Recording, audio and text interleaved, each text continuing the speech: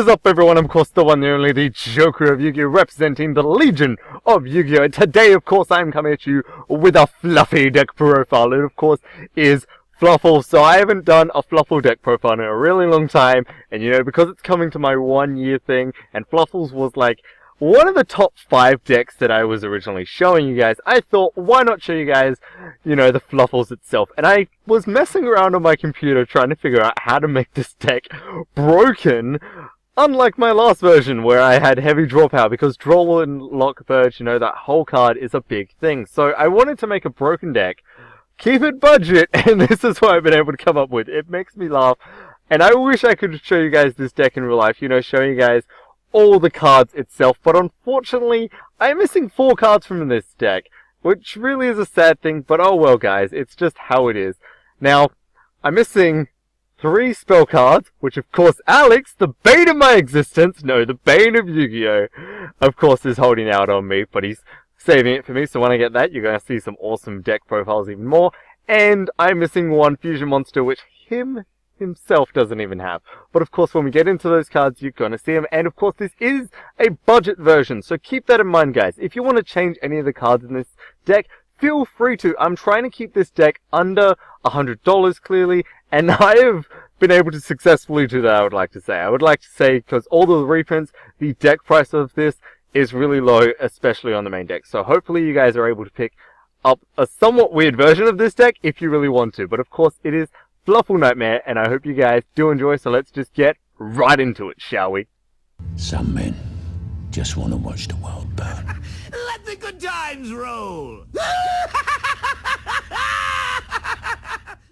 Okay, so here we go, everyone. For my Fluffal lineup, I am, of course, playing the Triple Dog, which is your searcher, the Triple Bear to search for that toy vendor, and the Wings to be able to get that draw because of Bear and Toy Vendor. Now, keep this in mind. These are the only Fluffals I play in this deck, and I only play the 2 Wings because this is still trying to be an FTK deck, and of course, it still works as one, as you'll see in the duel videos after I sign off.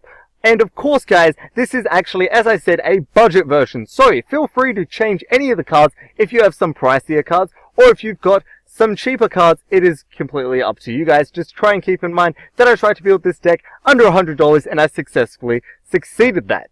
So, moving on with the deck profile, we're of course running double chain and double sabers. I don't even run triple chain or triple sabers because honestly the amount of recycling in this deck is absolutely insane, and I don't go into them that much to be able to really understand the point of needing them that much. If this was, you know, a non-FTK build and you want to slowly stall your opponent, that's perfectly fine to play then, but you've got to keep in mind this is FTK, guys. You want to be going into your resources, the main ones, as much as you possibly can, and use the cards that best work for you.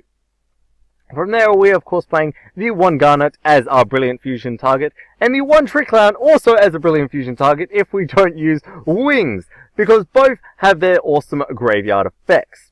Then of course we play Triple Toy Vendor because of the effect of Wings to be able to draw 2 cards is absolutely great, and also, you know, if you, for example, somehow already have Sabers in the graveyard, don't care how you do it, just saying as an example, and you've got 1 Fluffal card in your hand.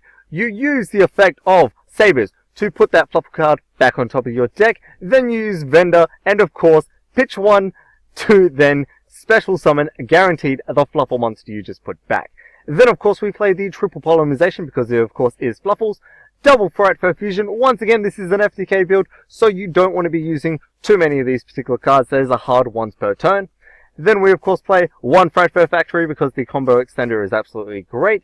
Double Fusion Recovery because already, you know, Sabertooth is always going to be one of my favorite combos, so this really does help it come out. And also, it's just absolutely great recycling a lot of your awesome cards. Then I, of course, play, as you can see, Triple Mind Control. The reason this being is if I'm going up against my opponent and he, of course, goes first, which is what I want. This is a hard going second FTK budget build. And if he goes first, then builds an absolutely insane board, and I somehow draw Triple Mind Control, you know, I just take that board and then go into my link plays.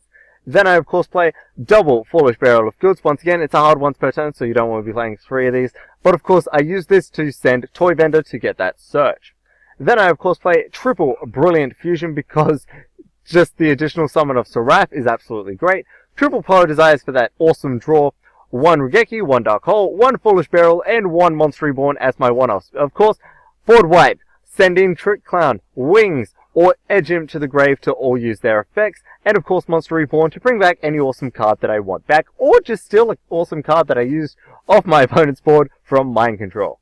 Then, for my extra deck, I'm of course playing triple Saber-Tooth because the combo is absolutely great, double Kraken, double Tiger, one Seraph, and one Sheep. Now keep this in mind, this of course, as I'm saying multiple times, budget. I really want to drill that point, guys. It's budget. So if you want to take out one Tiger and one Sheep to put in some awesome Link monsters, such as Raiouza and of course Borreload, that is completely up to you guys. If you want to play Trisbay instead of, you know, another Saber-Tooth, that's as fine as well, guys. I honestly only run, you know, I would only run one Tiger if this was the budget build, and the reason that, if this wasn't the budget build, guys, and the reason that being is because I only use one Tiger. Same with Sheep. You know, I don't even bring this card out half the time because it is, you know, trying to protect yourself till the next game, and till the next turn, and you don't want that. As much as you might think you do, this is FTK, so you want to build that awesome board, kill your opponent. And that's what Saber-Tooth is good for, that's what Kraken's good for, because that double attack, and Tiger to board wipe. But of course, if you want to take out the one Sheep and the one Tiger to put in Raiouza and Borreload, feel free to do that, guys. It's absolutely great. Or if you have, you know, heavy opponents that play a lot of spell and trap cards, put in Trisbay if you really want. But personally, that wouldn't be my first choice. I would of course put in Raiouza and Borreload if this wasn't budget. Then of course I'm playing the one Mrs. Radiant because, you know, just give my Earth monsters a power boost. And plus I've got Fluffal Dog, Bear, and of course Seraph is an Earth, so it's easy to bring out. One Phoenix, one Goblin, one Unicorn, and one Cerberus. I don't run the annoying Griffin, the reason that being is I don't even need to. And also, Phoenix, destroy, Goblin, additional summon when I want to use the effect, Unicorn, get rid of something, and Cerberus, same deal. And same with Underclock Taker, you know, just lower the attack of an annoying monster. So that's it for my extra main. Now, as you can see from my side, it is always personal choice. It depends on what you're going up against and what is the biggest weakness of your deck. You've got to keep that fact in mind. If you have a big, gigantic weakness in your deck, try to make your side resolve that weakness. You know, if you're playing Trickstars and your biggest weakness is, you know, hand traps, then of course you play Designated from the Grave. But keep in mind this is Fluffals, and the biggest weakness in Fluffals of course is if I don't get to go first. So keeping that in mind, I decided to put in triple Designated from the Grave for those annoying hand traps, triple Twin Twisters for back row removal, triple Scapegoat because if I am forced to go first, and I know that after, if I win or lose the first game, if I win it, then I'm going second. If I lose it, then I'm going first.